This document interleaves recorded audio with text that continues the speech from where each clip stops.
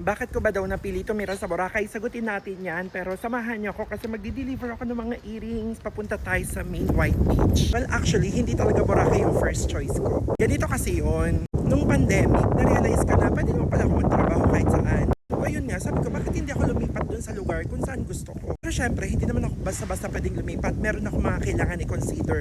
Internet, kasi nga dahil naka-work from home pa ako nung time na yun. Tapos, nagkataon lang talaga na mahilig ako sa beach, kaya naghanap ako ng place kung saan may magandang beach. Before ako nag-decide mag-move sa Boracay, nagpunta ako ng El Nido, ng Bantayan Island, Boracay, tapos yan mga kinonsider ko, mga Siargao, and Bohol. Grabe, ang daming order sa akin na earrings, sa mga handmade clay earrings yan. Bakit nga ba sa Boracay? Explain ko sa inyo.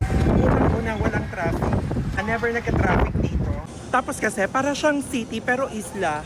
Gets niyo ba yun? Yung parang ang daming ganap dito, ang daming mga infrastructures. Tapos syempre, gustong-gusto ko dito because of the beach. Tignan niyo naman kung gaano kaganda.